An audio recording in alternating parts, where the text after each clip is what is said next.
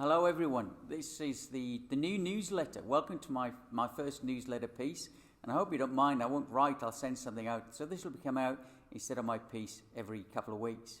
It's been a couple of weeks now, I've been at the college and I'm loving being here. The boys are extraordinary. They've been very welcoming and warm, and the staff, I've been so pleased to see how well they've engaged. They're back in, they're working hard, and they're really making this such a great college. And I've come to learn and know names and places, and it's just been a fantastic couple of weeks. Thanks everyone for coming along to the parent introduction evenings, and the warmth of your welcome has been fantastic. So on the weekend we went to Mass, and we went to our local parish church, and the gospel that day was around gifts of the Spirit, and the words used of course was charism. And of course you'd know the gospel, it's around not hiding your candle under a bushel.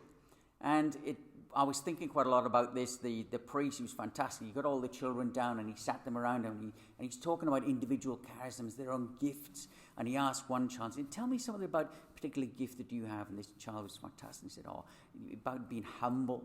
And then another child, what particular gifts do you have? And I said, I'm quite inquisitive.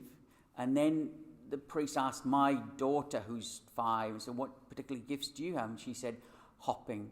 So we all have gifts. We all have several gifts from God, and we look to bring them to bear in our daily lives. And I suppose it's something that we want from our sons here, and the boys the young men that we look after at St. Bernard's. We each have our individual gifts.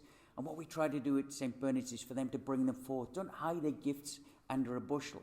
And this time of year, we're asking the boys to try out for sport. We're asking the boys to try out for debating and music. And of course, we've got Greece coming up this year, so they're trying out for the parts for Greece. And we hope that they do really well. But what we're asking the boys to do is to take some risks. And we know there's some risk-taking behavior with boys that we don't want them to have. But there's some risk-taking behavior that we want them to have around their academic risks. Are they putting their hand up in class? Are they stretching themselves? Are they trying those extra things in class that perhaps they wouldn't normally? Are they reading books that perhaps they wouldn't normally pick up? And that's part of our job as teachers, to bring that to them, to stretch them.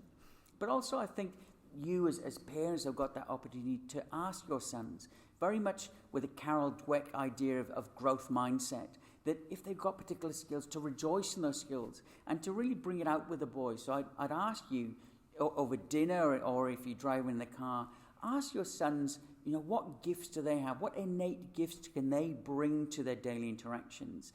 And don't let them give you the shrug the shoulders, I don't really know, because it's a choice, a time for them to really bring out and rejoice in what they can offer, and for you to affirm, and if it is hopping, it's hopping.